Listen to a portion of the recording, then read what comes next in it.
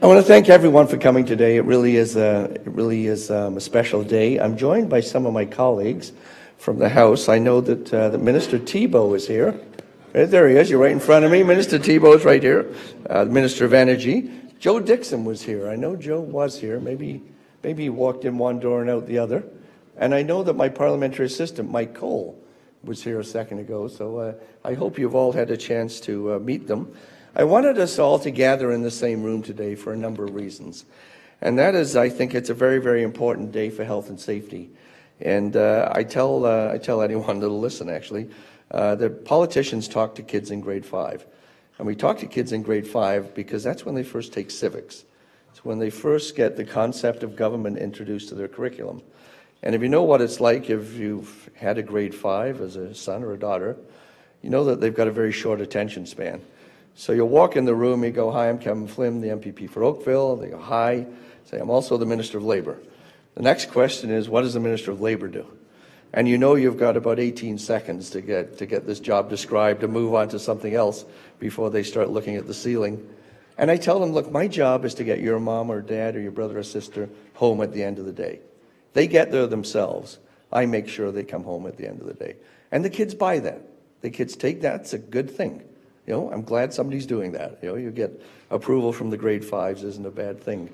But it really is true. I mean, the Minister of Labour, the Ministry of Labour, tremendous group of individuals that work together and do some terrific things with employment standards, with labour relations, with occupational health and safety. But if you distill it down to one thing, it's a major thing to do. What's the most important thing to you? It's health and safety. There's nothing more important than that, and we say it over and over again. And that's why today, I think, is such an important day for health and safety in this province. It's another milestone in our government's commitment to safe workplaces. Now, the position of Chief Prevention Officer was established because we knew we needed to do more. We knew that we'd made some progress when it came to health and safety, but we knew we had a long way to go. We knew that we should be proud of the work we'd been able to do in the past, but we knew we shouldn't be satisfied for a minute. And the position of Chief Prevention Officer is one I brag about because I think I might be wrong, but I say it anyway, is that I don't know any other Chief Prevention Officers in the world. I think Ontario at one point perhaps was the only jurisdiction that actually had a Chief Prevention Officer. And I think it speaks to the importance and the priority of health and safety in the government of the province of Ontario. So our very first Chief Prevention Officer was George Gritsiotis, and George has joined us. I saw George come in there. George, welcome back. He was the province's first Chief Prevention Officer.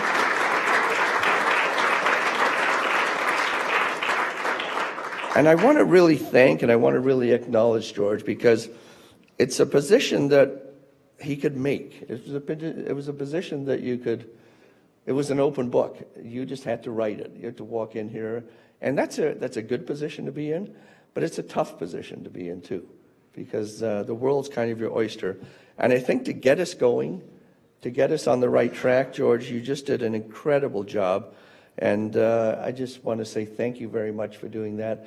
I know you're off doing some incredible things now with the College of Trades, and I hear nothing but good things. And we knew that you would do at least as good a job, or perhaps an even better job than you'd done as our CPO. And I know the College of Trades must be truly thankful to have you as their CEO right now. So thank you once again for the work you've done, George.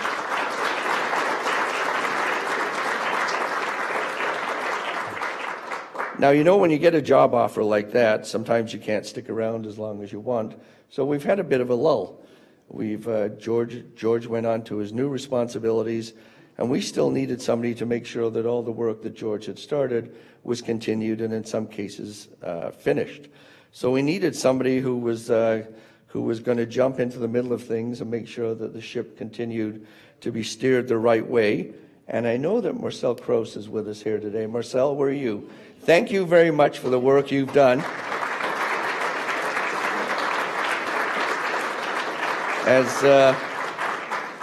As the interim CPO for the past 5 months, I'm so thankful for what you've been able to do. It looks like it went relatively smooth. You may have a different perspective, but from my vantage point, it looked like it went relatively smooth. But I'm sure you'll be happy to pass the baton off and get back to what you do so well. As I said earlier, Ontario is one of the safest places in the world in which you could possibly work. I know we're proud of that. We shouldn't be satisfied by it, but it is something when you want to kind of measure the progress that you've been able to make. That's a fact that I think it satisfies you to some point. But I'll tell you, I didn't have a good January. We didn't have a good January. The number of fatalities at the beginning of this year, 8 people alone, that's 8 people in the province of Ontario, didn't go home at the end of the day. And that to me tells me that we've got more work to do. It proves to me that we've got to be ever vigilant, that we can't rest on our laurels. We can't pretend we've done a good job and we've got this thing all figured out because January told us otherwise. We've got to remain focused on workplace safety, and we've got to remain focused at all times and on all job sites. It's got to be everybody's top priority.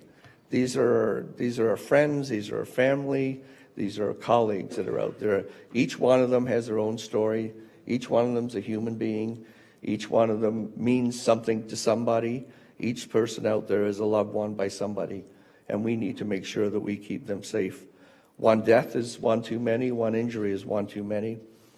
All employers, all workers in the province need to remember their rights, their responsibilities, to exercise that caution, be vigilant, and take care of each other in the workplace, because when you break it down to its simplest form, there's a lot of rules, there's a lot of regulations, there's a lot of handbooks, there's a lot of guidelines, but it really is looking out for each other. It really is taking care of each other. It really is, I think, it really is a testament to how we feel about each other. If we work together, I believe we can put an end to fatalities. And it's only when every employer and every worker takes real responsibility for that workplace safety in Ontario can we ensure that our loved ones do what we want them to do, and that's come home at night. Now, I want to give you an example that really jumped off the page of me, and that is we're going through a nuclear refurbishment in this province unlike we've ever seen before. There's at least 25 years of work in there. We're refurbishing Darlington. We're refurbishing Bruce. We're going to decommission Pickering. We've got skilled tradespeople on those jobs. We've got engineers on those jobs. And it really is almost a lifetime of work. I'll tell you, in the past, when we've tried to do those jobs, sometimes they haven't come in on time. Sometimes they haven't come in on schedule. And quite often they've come in over budget. Now, we have a group of people right now that are doing those refurbishments. And they've convinced this government, they've convinced Ontarians, they've convinced the cabinet that they're going to bring it in on time, they're going to bring it in on budget, and they're under a microscope like I've never seen. And they did something that I thought was unique. Despite all that pressure, despite everybody's eyes in the province of Ontario on them, they saw some incidents happening on that job that told them that their vigilance, that despite all the best efforts, despite all the rules and the regulations and the best of intentions, the things were going off track when it came to health and safety. And despite being under that microscope, they had the courage to shut the job down. You think of that, I mean, that tells you what sort of an organization OPG is. And that's why I'm so proud today to introduce Jeff Lyash, who's the president and the CEO of OPG, because I think there's a lesson. There's a huge lesson in this, and I want Jeff to talk to you for a few minutes. If you'd come forward, Jeff.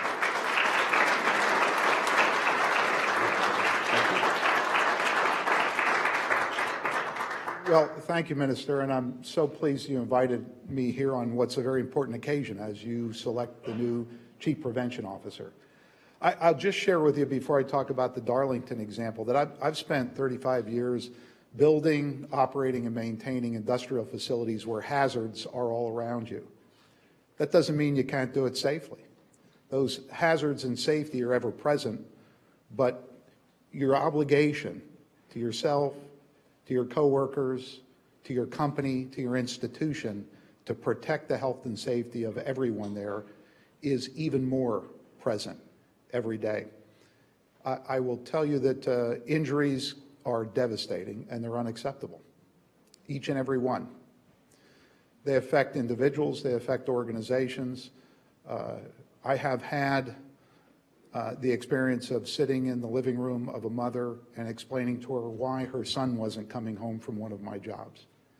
I would never wish that experience on any of you as individuals, and I'll change my life forever. I was already committed to safety, but after that day, I'm committed to safety times 10. I thought very long and hard before I came here to Ontario several years ago about whether to come, and one of the things I looked at is the commitment of this province and the government and its institutions to industrial safety and public safety, and the commitment of OPG and of the labor unions that we work with. And I can tell you that, that it is a strong commitment. It was evident to me before I came, and it's still evident, and it's evident in the discussions today, and I'm very proud to see that. So to this example at Darlington, safety is about leadership and accountability at all levels. My personal leadership and accountability for my own safety, that of the people around me, that of the company that I'm responsible for running. But performance is results times behaviors. On this Darlington project, we're 10 million man-hours without a lost time injury. Our accident rate is 90% less than the industry average. Those are good results, aren't they? But what we saw were behaviors, at-risk behaviors in the workforce that weren't acceptable. Performance is both results and behaviors. And working with our contractors and our union partners, we recognized that this was a trend in behaviors that we could not allow to continue uncorrected. Otherwise, we would be accepting unacceptable results, injuries. And so we decided to stop the job. This job is a little over $1 million a day. And as was said, it's a microscope on the job. It's not really relevant. You see at-risk behaviors, you take action to stop them. We stood that the entire job. We explained to the workforce why. We let them go home. We brought the 300 leaders on the project together for a day to answer the question, why are people exhibiting these behaviors? What must we do to help them change that? Process, procedures, tools, equipment, resources, accountability, training. And we asked all 300 of those supervisors to make a commitment that those actions we identified would be executed. And frankly, not all of them were prepared to commit. And for those folks, we asked them to leave because they're not helping themselves and not helping the project. And not everybody came back the next day.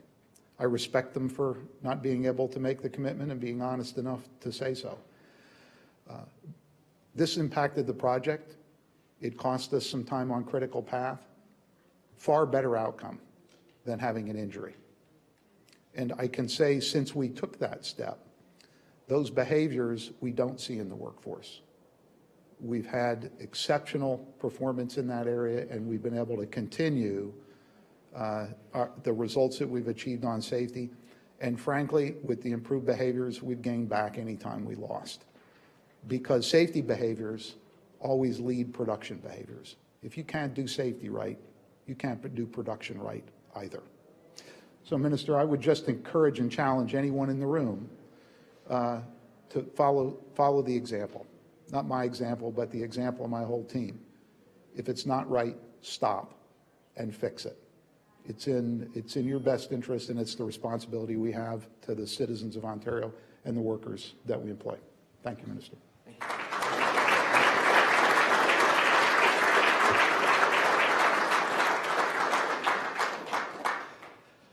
Well, thank you, Jeff. Thank you for that example of doing it right. The role of Chief Prevention Officer obviously is a key component of this.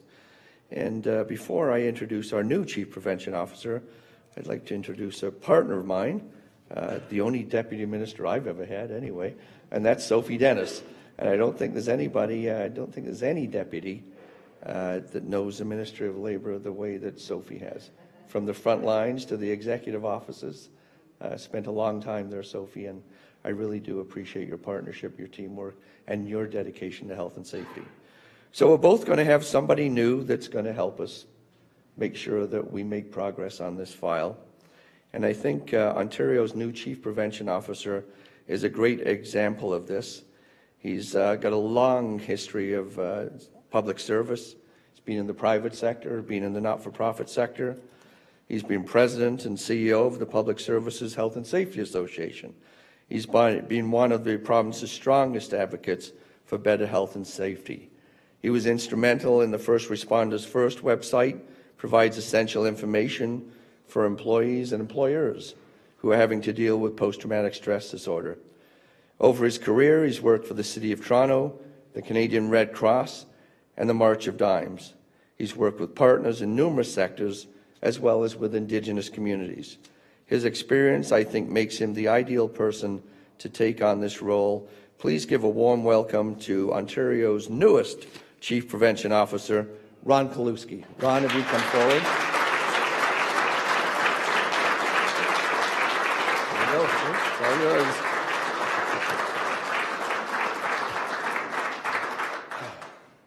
Well, thank you, Minister Flynn. And thank you for those kind words and your leadership and commitment for making Ontario safer. And welcome to everyone here as well. Deputy, invited guests, colleagues and friends, and my family.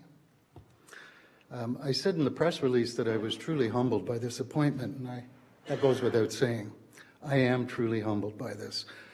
And I look forward to working with you, Minister, the Prevention Council, Ontario's employers and employee associations, labour leaders, trades, unions, and health and safety professionals across the province. And that would include my new colleagues at the Ministry of Labour, my former colleagues at the Safe Work Association, and of course, members of the Workplace Safety and Insurance Board. Just as a grounding, in 2010, the Ontario established an expert panel under the leadership of Tony Dean, and that was to undertake a comprehensive review of Ontario's occupational health and safety system. And for those that aren't familiar, this followed a very tragic event on Christmas Eve just the year prior. The panel included highly respected and experienced skilled leaders who, and this is really important for me, who worked together in the spirit of collaboration, mutual respect, and problem solving, and through consensus, reached a number of groundbreaking recommendations designed to improve the health and safety for workers and workplaces across Ontario. The results of these recommendations have made significant improvements in reducing injuries in Ontario, as did the efforts of my predecessor, George Gritsiotis. Thank you, George. Your contribution was significant. And thank you as well, Marcel, for working in the interim role for the past 5 months. I look forward to working with you as colleagues at the Ministry of Labour. Just about me for a second. By nature, I'm a collaborator and I'm a listener. And I've learned over the course of my varied career that working together with a common goal and a shared vision will lead to success. Ontario's workplaces are changing, as is the complexity and nature of the work that we do. We have an aging workforce, and we have the emergence of new technologies. And today we are focusing equally on the importance of physical as well as psychological health and safety. With these changes bring a new set of challenges which will require close and meaningful dialogue and a collaboration between all stakeholders within the health and safety system. That's all of us. While it is true that Ontario is a much safer place to work, there continues to be much more to be done across all sectors, our new, emerging, and traditional employment.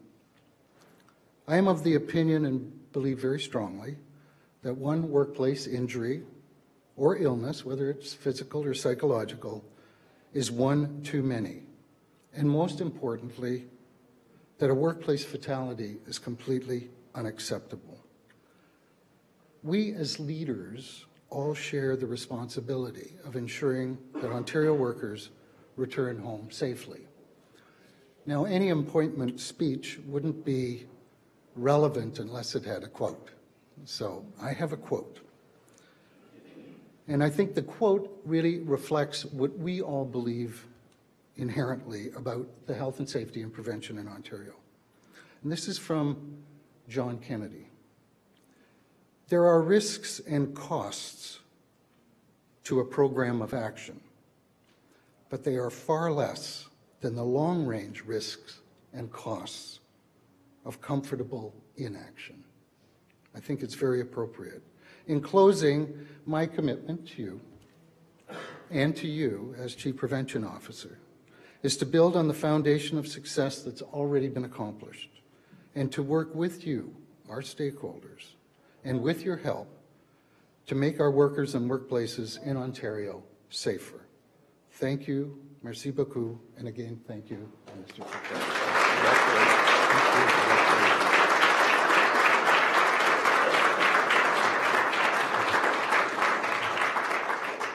So now you have somebody else to work with. Now, I don't know if that was the worst kept secret or the best kept secret, but now everybody knows. And certainly I think I blurted it out a few times over the last week. I blurted it out yesterday anyway, I know that. But really, I mean, we're all here for the same reason. The fact you would come today, there's a ton of other things you could have done. I know most people in this room. I know what you do. I know you could be other places doing other things, but you chose to be here today. I think that says something about the people in this room, the commitment to health and safety, the commitment to our colleagues. Jeff, thank you for your story. I don't think anything drives it home as powerfully as that. You did the right thing when a lot of people would have maybe second-guessed themselves. Your organization didn't. I think you're an example to a lot of people around this province. So let's continue. We've got off to a bad start to the year. I'll be perfectly blunt. We need to turn that around. The only way we turn that around is by working together, and you've got one terrific guy here to work with. Please introduce yourself to Ron. Please introduce your organization to Ron. Please invite Ron out to speak to your organization, and let's get this show on the road, and let's get back to that chase of the elusive zero again. Thank you all for being here today. Thank you. Thank you. Appreciate it.